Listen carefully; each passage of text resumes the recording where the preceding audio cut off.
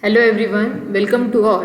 In the previous lecture of discrete probability distributions and time series, we have find out mean and variance of multinomial probability distribution. So what is mean of multinomial probability distribution, which is expectation of xi is equal to npi and variance of xi is npi qi. Also we have discussed marginal distribution of xi and we show that marginal distribution of xi follows binomial distribution. In today's lecture, we will discuss conditional distribution of xi given xj and the particular case of I and j. Also, we will find out expectation of conditional distribution xi given xj and variance of conditional distribution xi given xj. So first result is vector x, that is x1, x2, xk follows multinomial distribution with parameter n, p1, p2, pk. Then xi plus xj follows binomial distribution with n, pi plus pj. So basically this is addition of two marginal variables, because we have already found out that marginal distribution of multinomial distribution follows binomial distribution. So addition of two marginal follows what? Again it follows binomial with parameter n, pi plus pj. So proof is, let us consider y is equal to xi plus xj. So we have to find out my of t, which is expectation of e raised to ty. So we get expectation of e raised to txi plus txj, because y is what? Xi plus xj. We know that mxt, that is moment generating function of multinomial distribution, is mx of t is equal to expectation of e raised to t1 x1 into expectation of e raised to t2 x2 up to dash dash expectation of e raised to tk xk, which is equal to p1 e raised to t1 plus p2 e raised to t2 up to some I pi e raised to ti up to some j pj e raised to tj plus dash dash pk e raised to tk raised to n. So we have to find out distribution of xi plus xj. So by putting all ti is equal to, so by putting all tk is equal to 0 except ti and tj. So we get mx of t is equal to put all tk is equal to 0 except ti and tj. So here e raised to 0 is 1 and here e raised to 0 is 1. So we get p1 plus p2 something I, that is pi e raised to ti, for some j pj e raised to tj up to dash dash pk raised to n. So finally we get p1 plus p2 dash dash pi e raised to ti plus dash dash pj e raised to tj plus pk raised to n. Put ti is equal to tj is equal to t. We get p1 plus p2 plus dash dash pi e raised to t plus dash dash pj e raised to t plus dash dash pk raised to n. So we get p1 plus p2, pi e raised to t is common here, so we get pi plus pj into e raised to t plus pk raised to n. We know that p1 plus p2 dash dash pk is equal to n. So we get 1 minus pi minus pj is equal to what? P1 plus p2 plus dash dash up to pi minus 1 plus pi plus 1 plus pj minus 1 plus pj plus 1 up to pk. So we can replace p1 plus p2 plus dash dash pi minus 1 pi plus 1 plus pj minus 1 up to dash dash pk by 1 minus pi minus pj. So in the next step we get 1 minus pi minus pj plus e raised to t is common, pi plus pj raised to n. So m of xi plus xj of t is equal to 1 minus pi minus pj plus pi plus pj e raised to t raised to n. So this is MJF of binomial distribution, because MJF of binomial distribution is q plus p e raised to t raised to n. So this is MJF of binomial distribution with parameter n, and what is the value of p, which is pi plus pj. So this is MJF of binomial distribution, and by uniqueness property, that is every MJF has unique probability distribution and every probability distribution has unique MJF. So this is MJF of binomial distribution. Hence it is proved that xi plus xj follows binomial distribution with n pi plus pj for I not equal to j. Next important result is conditional distribution of multinomial probability distribution. So let us see, if x1, x2, x3 is a trinomial random variable, it is trinomial because it has three variables with parameter n, p1, p2, p3, then conditional distribution of first x1 given x2 is equal to x2 is what? Binomial with parameter n minus x2 comma p1 upon 1 minus p2. We have to prove this if x1, x2, x3 is a trinomial, that is multinomial distribution with three variables, has conditional distribution of x1 given x2 is what? Binomial with parameter n minus x2 comma p1 upon 1 minus p2. Simply parameters of binomial distributions are n and p. So what is the value of n here, which is n minus x2, and what is the value of p here, p1 upon 1 minus p2. We have to show this theorem. So consider proved. We have to show that probability of x1 given x2 is equal to x2 is equal to what? It is conditional probability of a given b. So what is the formula of probability of a given b? It is probability of a intersection b upon probability of b. So probability of x1 is equal to x1 comma x2 is equal to x2 upon probability of x2 is equal to x2. So probability of x1 is equal to x1 comma x2 is equal to x2, and what is the value of x3? Simply we know that x1 plus x2 plus x3 is equal to n. So x3 is equal to what? N minus x1 minus x2. So x3 is equal to n minus x1 minus x2 divided by probability of x2 is equal to x2. So numerator is a trinomial variable with variables x1, x2 and x3.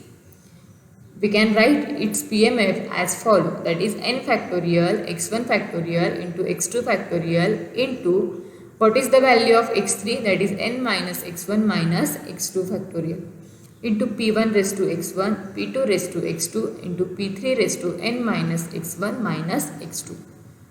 This equation is whole divided by what? Probability of x2 is equal to x2. We know that marginal distribution follows binomial distribution. So what is the distribution of x2, which is simply binomial with parameter n and p2. So PMF of probability of x2 is equal to x2 is n factorial divided by x2 factorial into n minus x2 factorial into p2 raised to x2 into 1 minus p2 raised to n minus x2. This is simply ncx p raised to x q raised to n minus x. So n factorial get cancelled, x2 factorial get cancelled, p2 raised to x2 and p2 raised to x2 get cancelled. So finally we get what? 1 upon x factorial into n minus x1 minus x2 factorial divided by n minus x2 factorial. So this n minus x2 factorial goes on numerator. So we get n minus x2 factorial divided by x1 factorial into n minus x1 minus x2 factorial into, here we get p1 raised to x1, p3 raised to n minus x1 minus x2 divided by 1 minus p2 raised to n minus x2. So by simplifying this equation we get n minus x2 factorial x1 factorial into x1 minus x2 factorial as it is p1 raised to x1, p3 raised to n minus x1 minus x2. We can replace 1 minus p2 by p1 plus p3 by using p1 plus p2 plus p3 is equal to 1. So we get p1 plus p3 is equal to what? 1 minus p2. So 1 minus p2 is replaced by p1 plus p3. This is formula of n minus x2 cx1 because n cx is n factorial x factorial into n minus x factorial. So n minus x2 cx1 is n minus x2 factorial into x1 factorial into n minus x2 minus x1 factorial. So we can replace n minus x2c x1 into p1 raised to x1 into p3 raised to n minus x1 minus x2 as it is, divided by p1 plus p3 raised to n minus x2. So in the next step, n minus x2 factorial divided by x1 factorial into n minus x1 minus x2 factorial, because this is n minus x2c x1 into p1 raised to x1 into p3 raised to n minus x1 minus x2 divided by p1 plus p3 raised to n minus x2. So n minus x2 factorial divided by x1 factorial into n minus x1 minus x2 factorial into p1 raised to x1 into p3 raised to n minus x1 minus x2 divided by p1 plus p3 raised to x1 plus x3, because we know that x1 plus x2 plus x3 is equal to n. Therefore, x1 plus x3 is equal to n minus x2. So we can replace n minus x2 by x1 plus x3. So in the next step, you can simply write it as n minus x2c x1 into p1 raised to x1, p3 raised to n minus x1 minus x2 as it is, divided by this p1 plus p3 raised to x1 plus x3 can be written as p1 plus p3 raised to x1 into p1 plus p3 raised to x3. So in the next step, n minus x2 factorial divided by x1 factorial into n minus x1 minus x2 factorial into p1 raised to x1, p1 plus p3 raised to x1 into p3 raised to n minus x1 minus x2 divided by p1 plus p3 raised to x3. So finally we get n minus x2 factorial divided by x1 factorial into n minus x1 minus x2 factorial into power is same, so we can write it as p1 divided by p1 plus p3 raised to x1.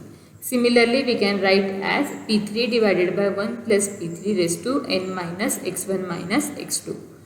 Because x1 plus x2 is n, so x3 is equal to what? N minus x1 minus x2. So x3 can be replaced by n minus x1 minus x2. So power becomes same. We can write p3 divided by p1 plus p3 raised to n minus x1 minus x2. So this is simply n minus x2c x1 into p1 divided by p1 plus p3 raised to x1 into p3 divided by p1 plus p3 raised to n minus x1 minus x2. So this is simply PMF of what? Binomial distribution with parameter n is equal to n minus x2 and p is equal to p1 upon p1 plus p3. Or we can say this is PMF of binomial distribution with parameter n minus x2 comma p1 upon 1 minus p2, because we can replace p1 plus p3 is equal to 1 minus p2, because p1 plus p2 plus p3 is equal to 1. Therefore, the conditional distribution of x1 given x2 is equal to x2 follows binomial distribution with parameter n minus x2 comma p1 upon 1 minus p2. Similarly, we can show that the conditional distribution of x1 given x2 is x1 given x3 is equal to x3 follows binomial what? N minus x3 comma p1 divided by 1 minus p3. So in general, we can say that suppose x1 x2 dash dash xa follows multinomial distribution with parameter n p1 p2 dash dash pk, then the conditional distribution of xi given xj is, that is probability of xi is equal to xi given xj is equal to xj follows what? Binomial distribution with parameter n minus xj comma pi upon 1 minus pj for different values of I and j, where I is running from 1 to k and j is also running from 1 to k. So you can find out different values of I, you can find out by putting different values of I and j the conditional distribution of xi given xj. If we put I is equal to 1 and j is equal to 2, then we get conditional distribution of x1 given x2. If we put I is equal to 1 and j is equal to 3, then we get conditional distribution of x1 given x3. If we put I is equal to 2 and j is equal to 1, we get conditional distribution of x2 given x1. So we can find out conditional distribution for different values of I and j. Let us see some remarks. So first one is expectation of x1 given x2 is equal to x2 is what? Recently we have find out distribution of x1 given x2, that is conditional distribution of x1 given x2. Now we have to find expectation of this conditional distribution. So we know that probability of x1 given x2 is follows binomial distribution with n minus x2 comma p1 upon 1 minus p2. This is conditional distribution of x1 given x2 which follows binomial with parameter n minus x2 and p1 upon 1 minus p2. We know that x follows binomial with parameter np. Then expectation of x is what? Np. So this is also binomial distribution, and what is expectation of this distribution is also np, but values of n and p are different here. So expectation of x1 given x2 is what? N into p, but value of n is what? N minus x2, and value of p is what? P1 upon 1 minus p2.